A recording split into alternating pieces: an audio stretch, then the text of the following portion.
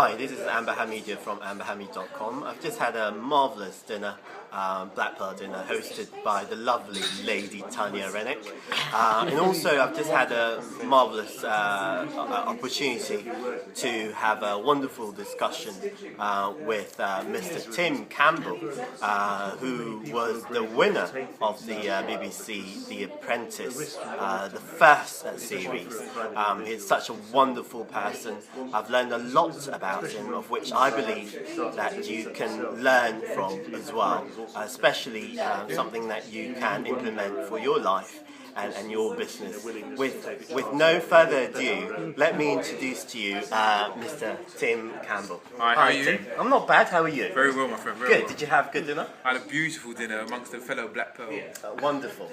Tim, I just want you to maybe tell us more about yourself. Naturally, I know a lot about you now, but if you can just maybe briefly tell all the viewers out there about who you are.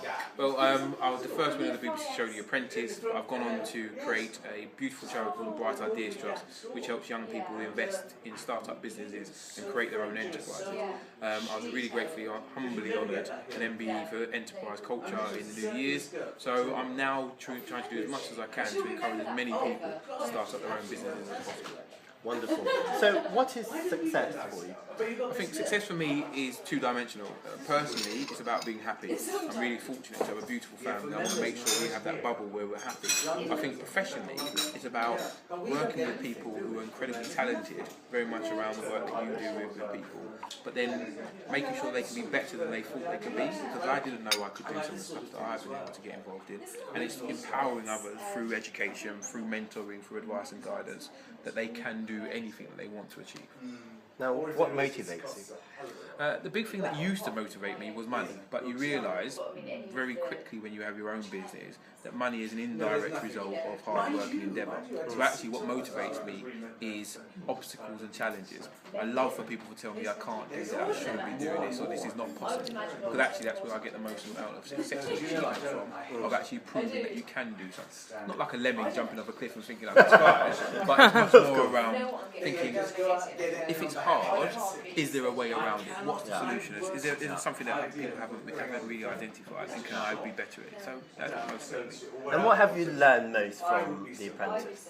I think the most important thing I learned from The Apprentice is don't sell your soul to the television. But in all seriousness, television should be a communication channel if you've got something to sell. And unfortunately, all that I had to sell on that television show was myself. And if I take a wise decision beforehand, I may have had a business, a product, or a service to be able to sell to the millions of people who are watching at that particular time. So my greatest lesson learned is make sure you've got something of value before you use or waste opportunities of PR. Okay. What's it like to work with Lord Alan Sugar? Lord Sugar's a great man. I'm not being sycophantic in any way, shape or form. The reality is that he's one of the UK's best entrepreneurs. He's created a phenomenal TV show with the likes of the BBC and Talkback Thames that has inspired a whole generation of old and young people together to think about enterprise in a completely different way. And actually, knowing him personally, he's a beautifully generous individual who is really passionate about family.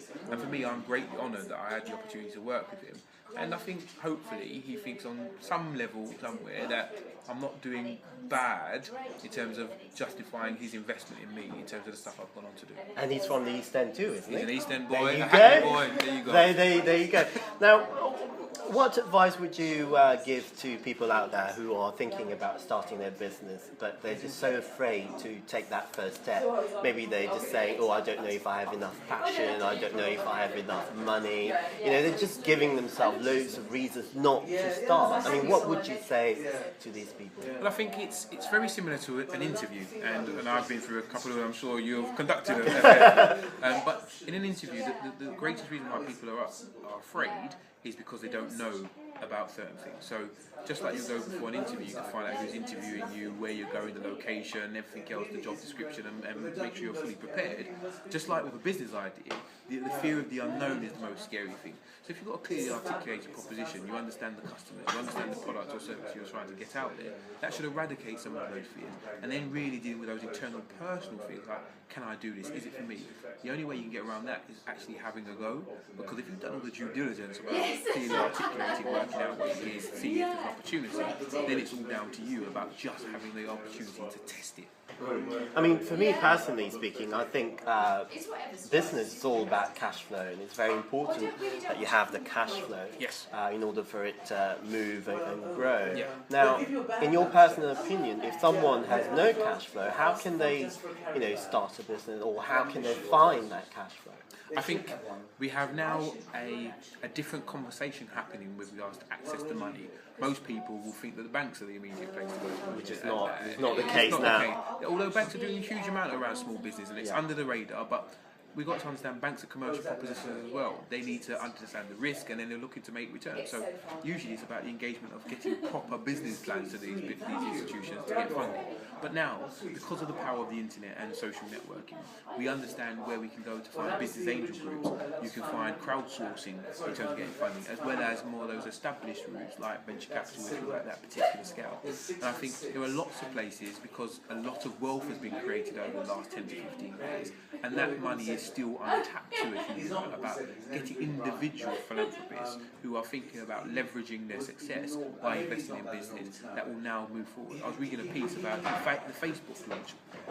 That's going to create the IPO. That's going to create about 5 billion. It's going to create a huge amount of billionaires who are going to have access to capital, who will then invest that money into the business startup cycle at some point, so giving more opportunity out there in terms of the business world. So maybe it's a great time to set up a car sourcing business or a real estate business, because these people are going to want to spend some of that money.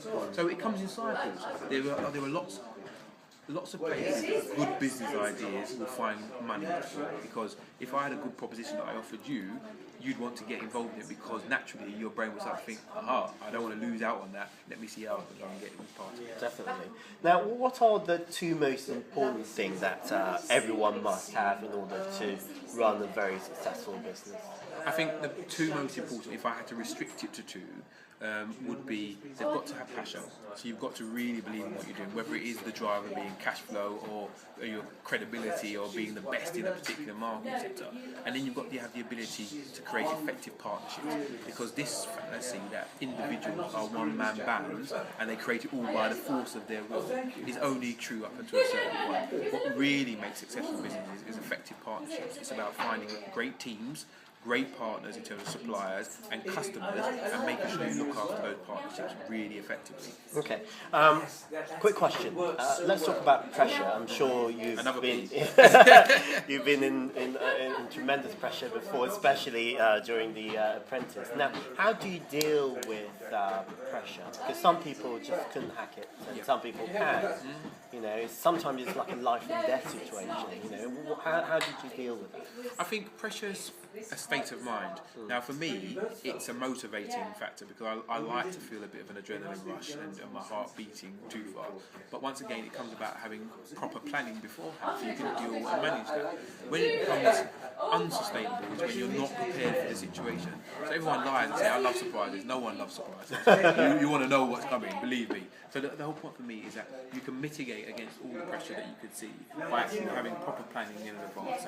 So I don't mind the odd surprise, etc., but I like to know what's coming around the corner, and that's where planning comes in. Okay, so what do you do now?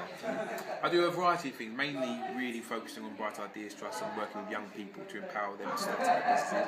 But there's a stock distribution company called stockrush.com that we do an awful lot of work with, and there's a very interesting gym proposition that will be coming to the market. That sounds very interesting. It is going to be. I hope to get you signed up as a Oh, definitely. I'm Not trying. that you need I'm it. trying. I'm Not that trying you to need keep it. fit here. I'm not saying anything, but yeah. But anyway, Tim, thank you so much for your time, and I hope Pleasure. we can meet again. And, Definitely. it's been a pleasure meeting you. Really good to meet you. So thank you so much. With that, goodbye.